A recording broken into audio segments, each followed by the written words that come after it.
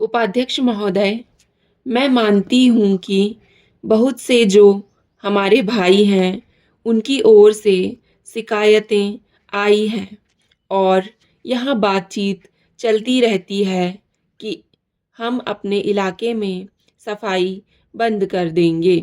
परंतु यह विषय स्वायत्त शासन संस्था के सहयोग से नहीं हो पा रहा है, जैसी कि हमें आशा है।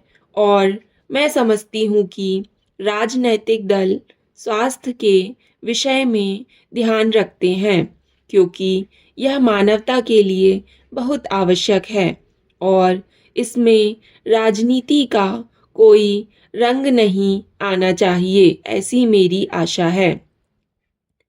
मैं अनुरोध करूंगी कि सदस्यों की जो समस्याएं हैं, उनको ध्यान में रखते हुए दिल्ली प्रशासन कोई ऐसी नीति अपनाने की कोशिश करे जिससे नगर निगम का यदि कोई काम हो तो उस विषय में हमारा नगर निगम से एक सहयोगपूर्ण वातावरण पैदा हो, मगर इस वातावरण में राजनीति ना आने पाए।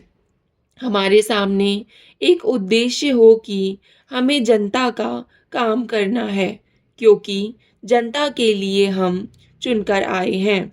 इसमें पार्टी का कोई प्रश्न नहीं है। दूसरी बात मैं यह कहना चाहता हूँ कि अनाथ बच्चों के लिए जो इस बजट में प्रावधान किया गया है कि उनके लिए केंद्र बनाए जाएंगे, तो मैं समझती हूँ कि इन केंद्रों के साथ साथ बेसहारा महिलाओं के लिए, जो कि समाज से तिरस्कृत हैं, ऐसी महिलाओं के लिए जगह जगह इस प्रकार के केंद्र खुलने चाहिए, जहां उन्हें रोजगार सिखाया जाए और साथ ही साथ आर्थिक रूप से स्वतंत्र बनाने की तरफ भी प्रयत्न किया जाए। इस विषय में मेरा एक सुझाव है कि जो बच्चे अनाथ हैं, जो बेसहारा महिलाएं हैं, उनकी तरफ हमारी पूरी कोशिश होनी चाहिए कि जो अनाथ बच्चे हैं, जो समाज से तिरस्कृत हैं, उन जिनको अवहेलना की दृष्टि से देखा जाता है, उनके लिए केंद्र बनाए जाएं और उन केंद्रों में वह अधिकारी रखे जाएं जिनके संरक्षण में वह कार्य सीखें, पढ़ें, लिखें। यदि इसमें बाहर के सदस्य हों तो वे ऐसे होने चाहिए जिनका जीवन सरकारी सेवा में ही बीता हो। ऐसे योग्य लोगों से सहायता लीजिए। यदि इसमें असामाजिक तत्व घुस गए तो फिर हमारा पैसा ऐसे ही खर्च हो जाएगा और जो नीति हमने बनाई है वह असफल हो जाएगी, जिसका परिणाम यह होगा कि हम उस नीति को कार्य रूप में परिणत नहीं कर सकेंगे। इस बात पर कोई मतभेद नहीं है। उपाध्यक्ष महोदय, रूस में भारत के जो मानचित्र प्रकाशित हुए हैं, उनमें भारत के कुछ हिस्से को सही तरीके से नहीं दिखाया गया है। इसको सरकार भी मानती है और इस विषय पर कोई मतभेद नहीं है।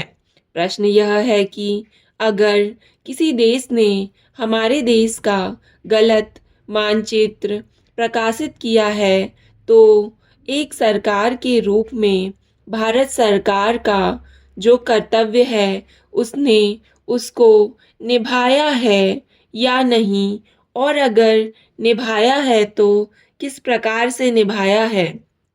जब भारत सरकार का ध्यान इसमें प्रकाशित उस मानचित्र की ओर दिलाया गया जिसमें हमारे देश के कुछ भाग को गलत ढंग से दिखाया गया था, तो उसने 1956 में ही, जबकि ना तो भारत और चीन की सीमा का प्रश्न पैदा हुआ था, इस बारे में रूस ने विरोध किया।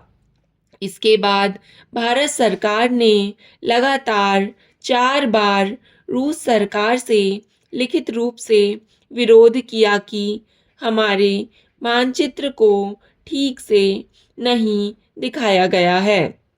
जिस मानचित्र को लेकर यह चर्चा हो रही है, जब उसकी ओर भारत का ध्यान गया तो उसने जून, जुलाई और अगस्त में लगातार 3 बार अपने राजदूत के माध्यम से और रूस के जो अधिकारी हमारे देश में आए, उनसे बातचीत करके रूस का ध्यान इस ओर आकर्षित किया कि उसने इस देश का मानचित्र ठीक नहीं दिखाया है।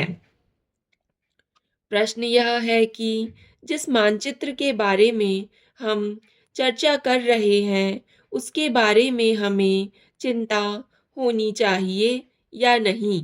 मैं समझता हूँ कि अगर दुनिया का कोई भी देश हमारा मानचित्र सही ढंग से नहीं दिखाता है, तो स्वाभाविक रूप से देश को उसके बारे में चिंता करनी चाहिए।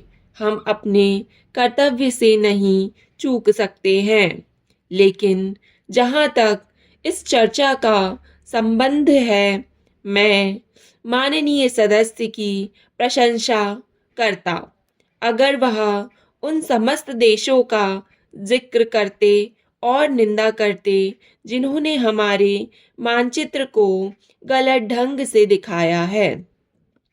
उदाहरण के लिए पाकिस्तान को शिकायत है उसके मानचित्र को केवल रूस, इराक और मिस्र ने ही नहीं, बल्कि अमेरिका ने भी गलत दिखाया है।